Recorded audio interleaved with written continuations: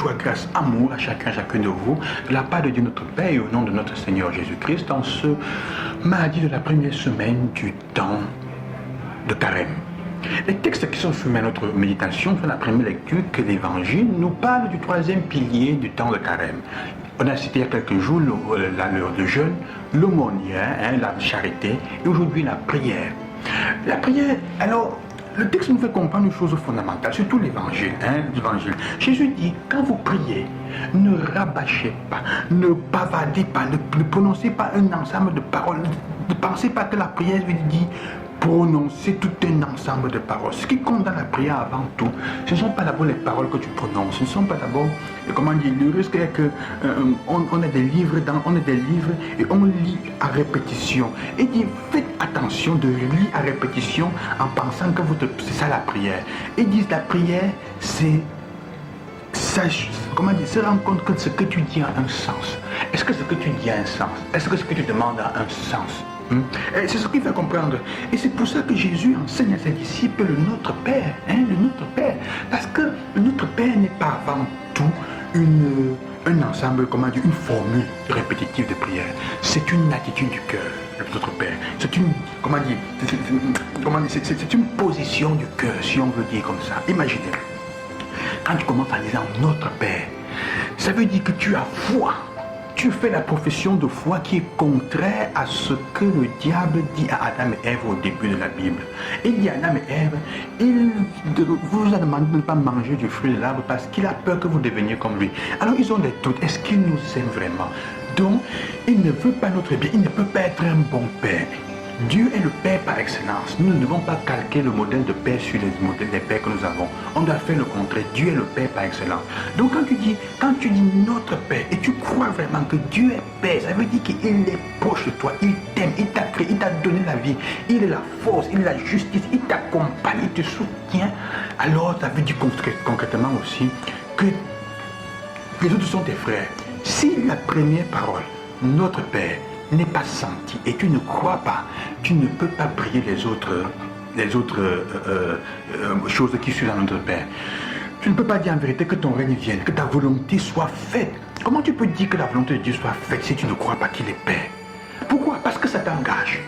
Dis Dieu est notre Père, ça veut dire que j'accepte de lui obéir. C'est pour ça que c'est avant tout une attitude du cœur et ça te change.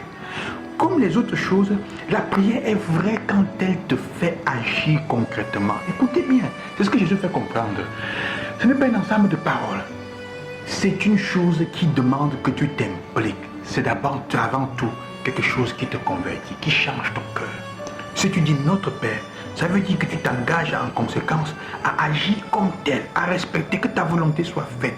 Je m'engage à être l'artisan de ta volonté, à œuvrer pour que ta volonté soit connue. Que ton règne vienne, ça veut dire que ta manière de faire, d'agir, les valeurs que tu as, je les embrasse, je les fais miennes, et je les propage à mes frères et sœurs de fraternité, d'amour. Donne-nous aujourd'hui notre pain de ce jour. Ça veut dire que tu as confiance que tu ne peux pas mourir de faim. Quel que soit ce qui arrive, Dieu va te donner le pain quotidien. Ça veut dire le nutriment spirituel. Ça veut dire le nutriment corporel.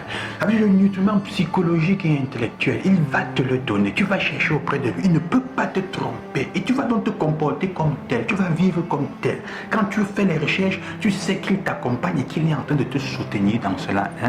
Pardonne nos offenses comme nous pardonnons. Parce que tu sais donc que quel que soit le péché que tu as fait, tu vas retourner vers ton Père. Il va toujours te pardonner. La parabole du Père miséricordieux aussi. Jésus est là pour nous montrer cela. S'il est votre Père, il va te pardonner. Il accueille toujours. Il accueille toujours. Il va te protéger du mal. Libère-nous du mal. Il ne peut pas t'abandonner dans les moments difficiles. Il ne peut pas t'abandonner au mal du malin. Parce qu'il est ton Père. Parce qu'il est ton héros. Quand un enfant est attaqué par les gens et qu'il est énervé, qu'est-ce que je vais dire à mon père? On dit je vais dire à mon père, tu vas voir. Quelqu'un dit aussi je vais dire à ma mère, parce que Dieu est père et mère, Dieu est père et mère, mais il prend la figure importante.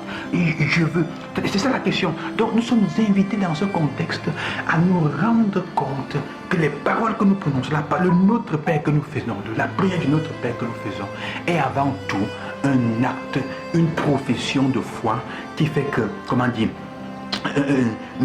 nous sommes là pour nous confesser d'une certaine manière. Ça dit quelle est la possibilité de notre cœur. Si donc je ne crois pas en Dieu, je ne crois pas à qui je m'adresse comme Père, je ne peux pas croire aux autres choses, je ne peux pas dire en vérité les autres articles de notre Père. Je ne peux pas le dire en vérité. C'est pour ça que il semble que Jésus veut nous dire donc que la prière ne sait pas convaincre Dieu, mais la prière sert à me convertir d'abord avant tout. Quand je prie, c'est d'abord pour me convertir. Et quand je me convertis, je vais devenir quelqu'un qui va dans la vie, qui marche dans la vie, en demandant, en vivant ce qui s'est encore quoi, rendre concret. C'est pour ça qu'à la fin, nous voulons comprendre. Si nous voulons comprendre que notre prière est vraie, est authentique, alors il faut que nous regardions en face de notre Père comment est-ce que notre vie c'est comme est. En nous confrontant avec notre Père, comment est notre vie devant les paroles du Père. Si je me rends compte que les paroles de notre Père résonnent avec authenticité dans ma vie, quand je dis notre Père, quand je dis que ton règne vienne, je sens que je m'efforce quand même à le faire, que ta volonté soit faite, je m'efforce à vivre la volonté de Dieu qui est d'aimer, aimer son prochain les autres, de pardonner aux autres et d'éviter aussi le mal, d'éviter d'être un artisan, un moyen à travers lequel le mal passe. Alors je me rends compte que ma vie fleurit. Mais s'il y a un argument de notre Père, quand je dis par exemple, pardonne notre offense comme nous pardonnons, je me sens un peu faible. Je dis, oh, je ne pardonne pas toujours. Ça veut dire que je comprends là où je dois me convertir. Et la première lecture nous fait comprendre une chose fondamentale dans ce contexte lié à la parole. Quand Jésus dit ça, la parole de Dieu qui descend comme la parole qui descend comme la pluie et la neige, et tombe au sol et ne retourne pas sans avoir porté du fruit. Ainsi la parole de Dieu. Mais ainsi nos paroles aussi. Quand tu pries, les paroles que tu dis, que tu prononces, t'engagent. Elles sont comme la parole de Dieu parce que nous lui ressemblons. Notre parole a du poids. Ce que tu dis à tes enfants a du poids. Ce que tu leur souhaites, les insultes que tu donnes, les histoires que tu racontes, les paroles que tu dis ont un poids. Ça peut être malédiction ou bénédiction. À toi de choisir.